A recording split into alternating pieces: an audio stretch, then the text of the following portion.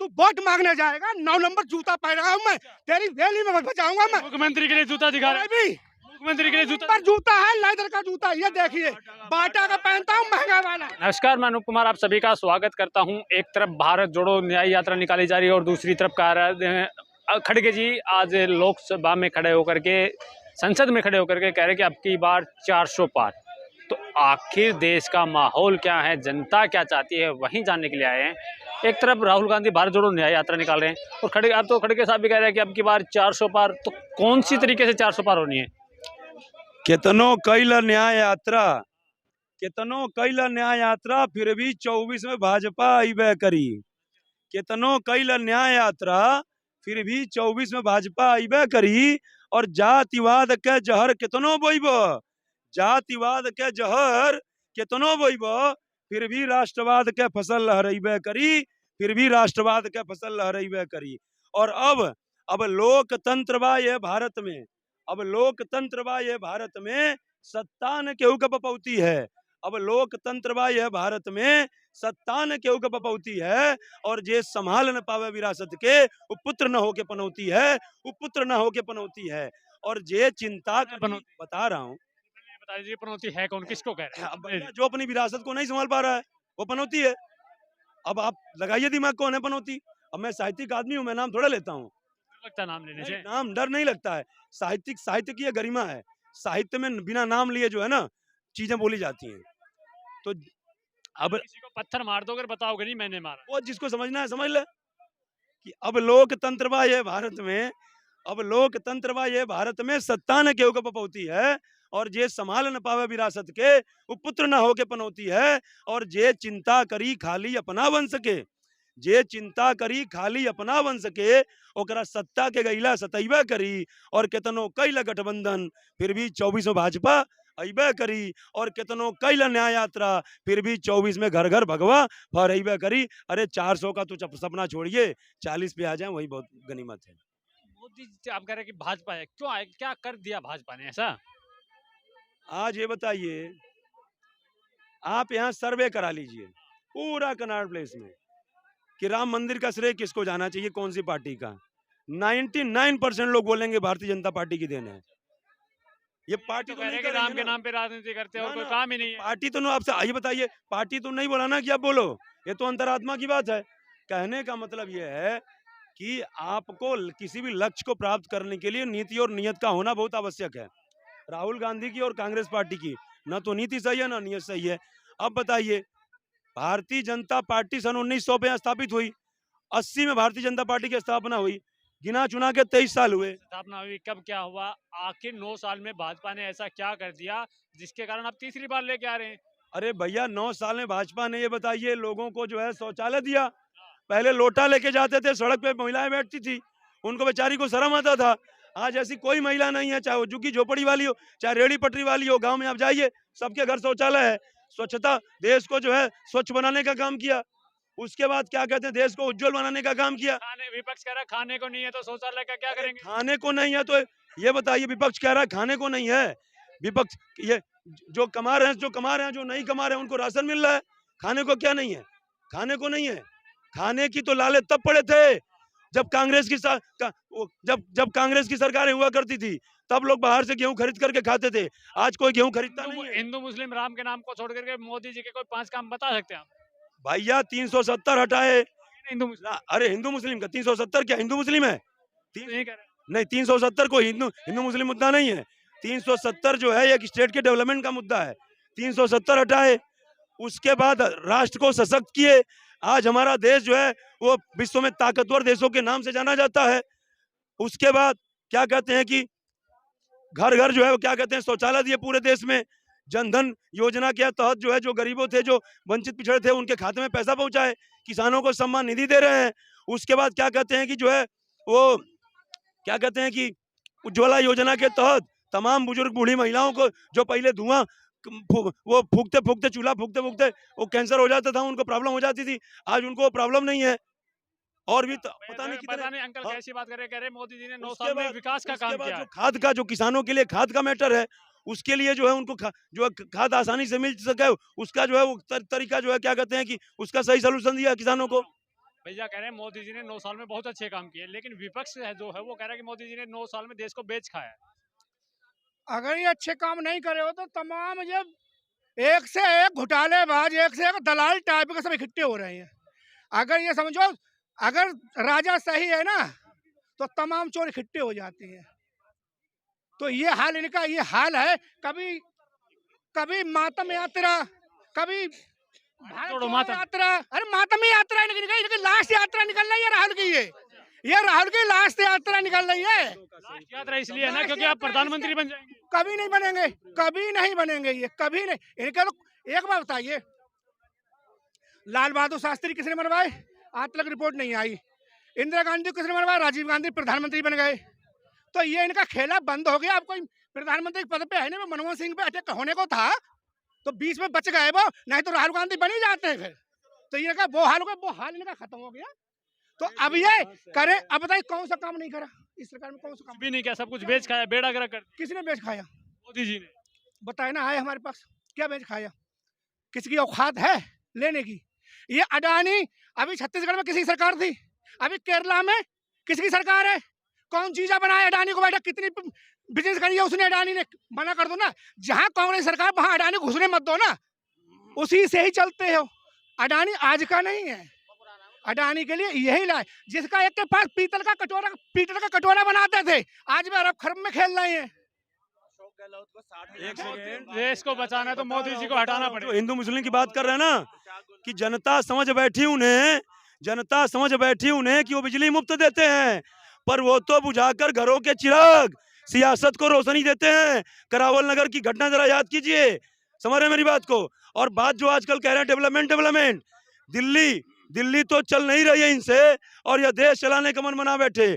और जिस लोकपाल से जन्मे थे भाई, उसी लोकपाल को भुला बैठे और भ्रष्टाचार खत्म करने को यह राजनीति में आए, पर सत्ता के लोलुपता में भ्रष्टाचारियों से हाथ मिला बैठे। कहाँ गया इनका लोकपाल? कहाँ गई इनकी ईमानदारी? डर गए हैं मोदी जी, इसलिए तो ईडी सीबीआई पीछे लगा दिए। तो अगर अगर अगर मोदी सुनिए अगर मोदी जी सुनिए मोदी जी डर गए थे नितिन गडकरी के लिए। कांग्रेस के पहले कार्यकाल में कितनी बार बुलाया, नितिन गडकरी तो साफ जाते थे, खड़े हो जाते थे, ऐसे करके पेश होते थे। तो मगर चोर नहीं हो, हम कहते भेजो मोदी जी, ईडी को भेजो, किसी को भेजो, एनआईए को भेजो, जांच कराए, आतंकवादी विरोधी हमें साबित करते हम नहीं है। तो तुम आओ ना, पेश हो आके, सच्चे आओ। नहीं आओगे, जनता को उल्लू बना दिया, हम जनता को ये देंगे। तुम 55 करोड़ के में विपक्ष को डराने के लिए मोदी ने ईडी सीबीआई को। साहब गोल्डन कलर की है वो, ऐसे करने बाद जो झाड़ियों में सूसू करने जाते थे ना, और झाड़ियों में पोटी करने जाते थे, ऐसे करते हैं। और जे इनका किससे हम विश्वास मानना है ऐसे लोगों का, जो कहते हैं मेरी नानी कहती है कि अयोध्या में रामचंद्र जी जन्म ही नहीं थे। अब वो कह रहे अयोध्या के लिए मत, यहाँ से ट्रेन चलाएंगे सब। ट्रेन चलाएंगे। ट्रेन के बाप की आ गई, तो ये ट्रेन चलाएंगे केजरीवाल? बताइए, इनके बाप की ट्रेन है।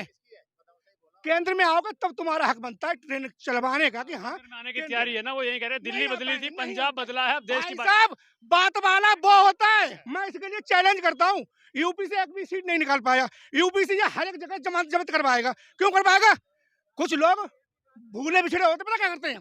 मैं उस प्रकृति का हूँ, अगर कोई भी यहाँ पे कुछ लोग ऐसे हैं, हाफिज सईद है पाकिस्तान का, उसकी पार्टी के यहाँ पे खड़ा करें, और किसी का रिश्तेदार आएगा तो कहेगा ये तो मेरा रिश्तेदार, मैं इसको वोट दूंगा। तो भाई साहब मैं वो हूँ, वो दिन नहीं भूला। कोरोना में ये बोला यूपी बाहर वालों का दिल्ली में जगह नहीं है, तू वोट मांगने जाएगा, 9 नंबर जूता पहना हूँ मैं, तेरी रैली में बचाऊंगा मैं। मुख्यमंत्री के लिए जूता दिखा रहे भी मुख्यमंत्री के लिए जूता है, लेदर का जूता, ये देखिए बाटा का पहनता हूँ, महंगा वाला। भाई साहब ऐसा नहीं, तूने जब बोला था कि यूपी बिहार वालों को यहाँ फ्री में इलाज कराने आते हैं, आज तेरी औकात कैसी है? तू वोट मांगने वहां पहुंचता है, अपनी दिल्ली में बैठना। कुछ तो शर्म कीजिए। शर्म? मुख्यमंत्री का जूता दिखा रहे। जो मुख्यमंत्री कहता है यूपी बिहार वाले यहाँ इलाज, इसका बाप के हॉस्पिटल है। एक बार भाई, हॉस्पिटल सरकार बनाती है, जनता तुझे चुनती है, जनता का हक होता है इसमें। तेरी तो औकात दिख गई। अनपढ़ प्रधानमंत्री नहीं चाहिए, केजरीवाल जैसा पढ़ा लिखा प्रधानमंत्री होना चाहिए। हाँ, जो गठबंधन करता है फिर भग जाता है, हैं, जो दिल्ली को संभाल लिया, दिल्ली का ऐसा हाल कर दिया, बसें जलती नजर आ रही हैं, सड़कें नालियां बना नहीं पा रहा, यमुना 9 सालों 10 सालों से अभी तक साफ होने की कगार पे है, डुबकी लगाने की कगार पे है जनता केजरीवाल जी के साथ, उनको वो नहीं मिल रहा। कूड़े का पहाड़ हटाने का बोल गए थे, जंगीरपुरी के अंदर एक और पहाड़ खड़ा कर दिया इन्होंने। इनके नेता दागी जेलों में पड़े, कपिल सिब्बल जैसे वकील साथ चलने वाले, वो न्याय तक नहीं दिला पा रहे, वो खारिज करवा रहे हैं इनकी बेल या बेल। तो ये क्या दिल्ली को, ये तो दिल्ली को डुबाएंगे। इन्होंने पंजाब के अंदर सीएम पंजाब का है, वो काम वहां करता नहीं दिखता। इनके साथ रैलियों के अंदर आपको राजस्थान, छत्तीसगढ़, गोवा में घूमता हुआ दिख जाएगा। लोगों ने पंजाब का हाल बदहाल कर दिया।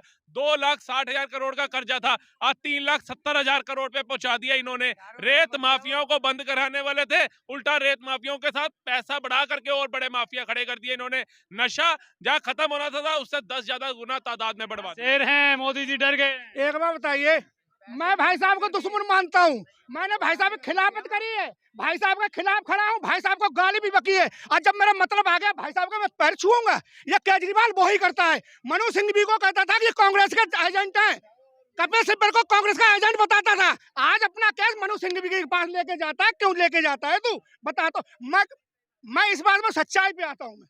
मेरी शेर से डर गए मोदी मुझे जी। पता है, मुझे कांग्रेस ने लूटा, मुझे मुलायम सिंह ने लूटा, देश को बर्बाद करा, स्टेट को, पूरी यूपी को। आज यूपी का जो है 80% जनता योगी योगी कर रही है। क्यों कर रही है?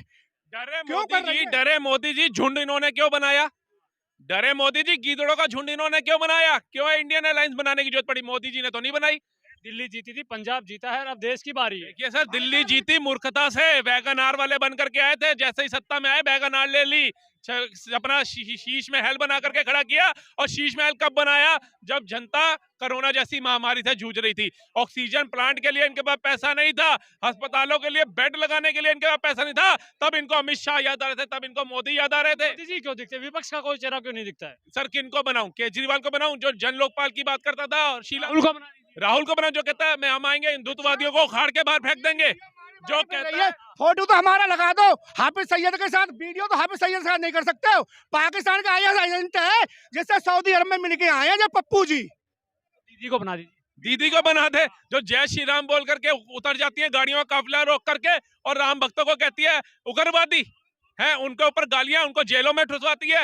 रामनवमी के अंदर कावड़ यात्रियों के ऊपर पथराव और तलवारों से हमला कराने वालों का साथ देती है। ऐसी ऐसी ममता बनर्जी को बनाए। ऐसी ममता बनर्जी वो कह रही है कि राम के नाम पे जो भी राजनीति करेगा उसको अल्लाह माफ नहीं करेगा। हाँ, अल्लाह माफ नहीं करेगा, और इन काफिरों की नहीं सुननी। कौन काफिर? ऐसी दीदी का दीदा के लिए वोट दे देंगे, जो उनकी दीदी हो चाहे बीबी हो, कोई भी हो। हम तो साफ बोलते हैं, डरता किसी से है नहीं।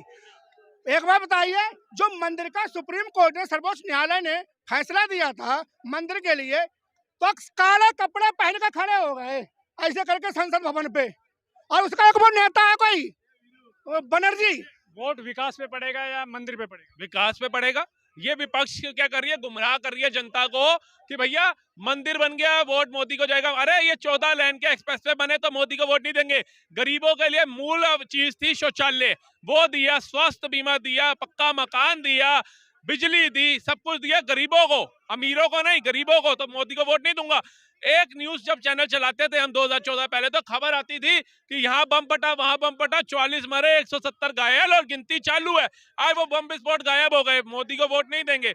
पाकिस्तान आतंकवादी घटना करता था, यूएनओ में देश को बचाना तो मोदी जी को हटाना पड़ेगा, सुपड़ा साफ करना पड़ेगा। अरे देश को बचाना है तभी तो मोदी जी को लाना है, और देश को डुबोना है, और हिंदुत्व को खत्म करना है। तो ये विपक्ष को लेकर के आओ, जो कहते हैं सनातन डेंगू मलेरिया, उनको साथ लेकर के चल रहे हैं। भारत तेरे टुकड़े होंगे, इंशाल्लाह इंशाल्लाह का साथ देने वाला कन्हैया कुमार इनके साथ चल रहा है। हिंदुत्ववादियों को खाड़ के बाहर फेंकना होगा, ऐसे राहुल गांधी जी।